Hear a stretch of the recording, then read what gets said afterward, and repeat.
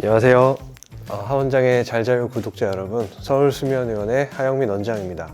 네, 많은 분들이 뭐 이런저런 크고 작은 이제 수면에 대한 고민 이런 것들 때문에 여기저기 찾아보시고 뭐 이것도 드시고 저것도 해보시고 노력을 하고 계실 겁니다. 우리가 잘 자기 위한 생활 습관 그리고 주변 환경을 조절하는 거를 수면 위생이라고 합니다. 얼핏 들으면 굉장히 당연한 얘기고 뻔한 얘기라서 흘려 들으실 수도 있는데 유심히 들어보시고 뭐 오늘 혹시 내가 놓치고 있는 건 뭐가 있나 이런 걸 좀 한번 돌아봤으면 좋겠습니다. 잘 자기 위한 수면 규칙 첫 번째는 규칙적인 수면 습관과 아침에 일어나서 햇빛 보기입니다. 규칙적인 수면을 하게 되면 이제 멜라토닌, 코티졸 이런 호르몬 분비를 생체 리듬에 맞게 조절해 주게 됩니다. 생체 시계는 주기가 24시간보다 길기 때문에 우리는 매일 아침마다 그 생체 시계를 재설정을 해줘야 합니다. 그때 재설정을 위해 빛을 30분 이상 보게 되면은 그 빛이 눈으로 들어와서 시신경 뒤쪽으로 들어가고 생체 시계에서 빛을 접수를 합니다. 빛이 들어왔다 하면 그때부터 12시간 동안은 에너지 생산을 증가시키고 그리고 심장을 좀 빨리 뛰게 하고 혈압을 높게 유지하면서 활동하기 편한 상태를 만들어줍니다. 그러고 나서 14시간에서 한 16시간 정도 지난 시점쯤 됐을 때 이제 좀 어두워지고 이러면 이제 손과체에서 멜라토닌이 분비가 시작이 되는 거죠. 멜라토닌이 분비가 되면 이제 손발에서 열발산이 활발해지면서 체온이 내려가고 그러면서 뇌의 온도가 떨어지니까 자연스럽게 잠이 오게 되는 것입니다.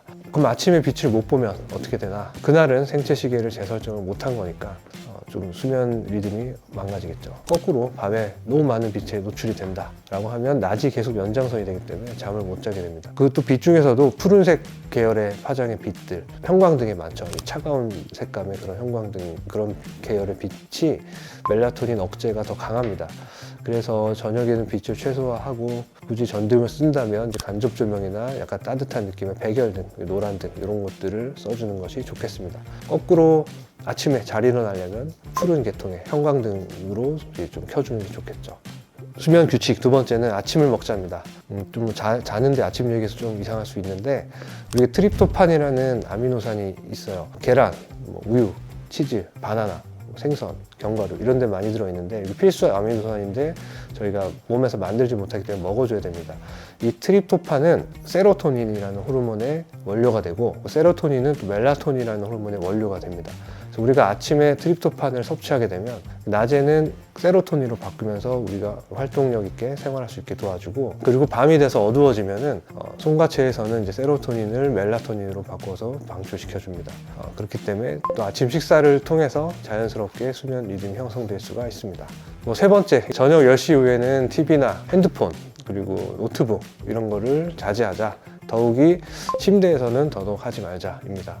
이런 핸드폰이나 노트북 이런 것들이 빛이 눈으로 들어와서 안 좋은 것도 있지만 이것 자체가 이제 대뇌를 활성화시켜서 각성을 유발하기 때문에 잠이 쉽게 들기도 어렵고 잠이 들어도 자주 깨는 원인이 되기도 합니다. 특히나 이제 침대에서 사실 핸드폰 보는 건 되게 자연스러운 거잖아요. 다들 아마 그러고 계실 거라고 생각합니다. 그런데 이제 침대는 잠만 자는 공간으로 인식되는 것이 좋습니다, 뇌한테.